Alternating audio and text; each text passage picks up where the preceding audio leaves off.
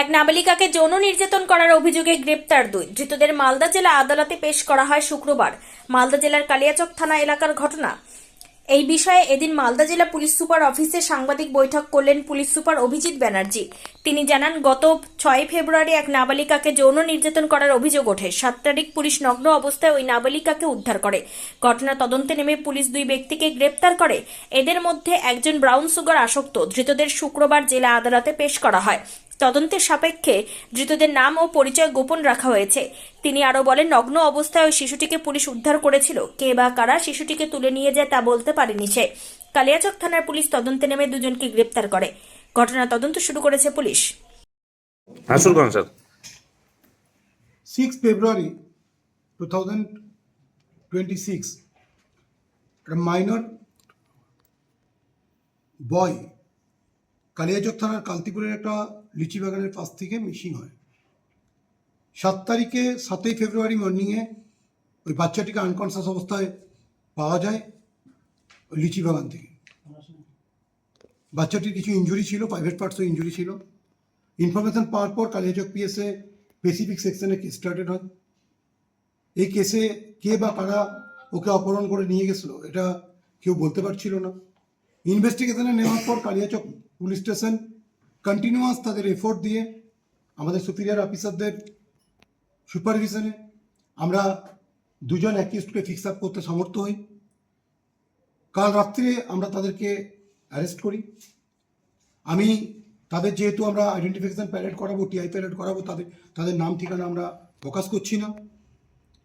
আমরা তাদেরকে আজকে কোর্টে ফরওয়ার্ড করছি with a prayer of TI parade. আমরা বাচ্চাটাকে দিয়ে তাকে আইডেন্টিফাই করাবো। পরবর্তীকালে আমরা তাদেরকে রিমান্ডে নিয়ে যে ইনভেস্টিগেশন আছে, ইনভেস্টিগেশনের যে ফলো আপ আছে সেগুলো আমরা করব।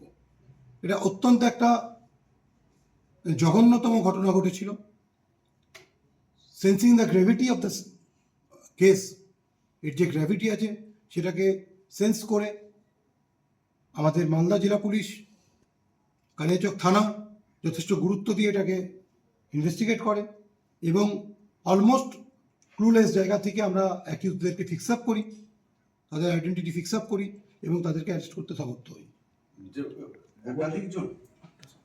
দুজনের আমরা ইনভলভমেন্ট পেয়েছি, দুজনকে অ্যারেস্ট করা হয়েছে।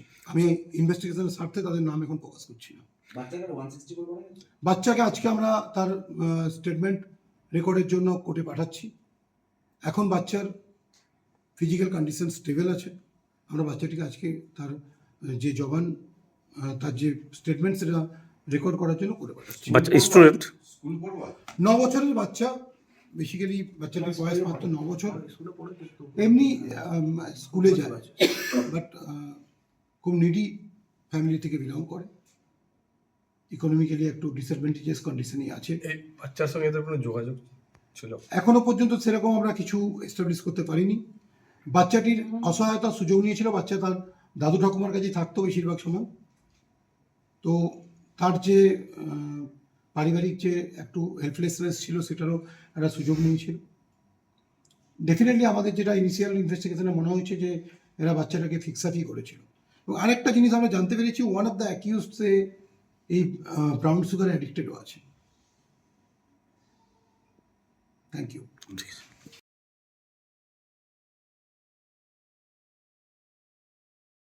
আপনার পরিবারের কোনো সদস্য কি নেশা বা দীর্ঘদিন ধরে মানসিক রোগের মতো সমস্যায় ভুগছেন? স্থায়ী সমাধান পেতে চান? তাহলে আজই চলে আসুন গঙ্গারামপুর পুনর্জন্ম নেশামুক্তি কেন্দ্র, কালদিঘি হিমঘরের পাশে।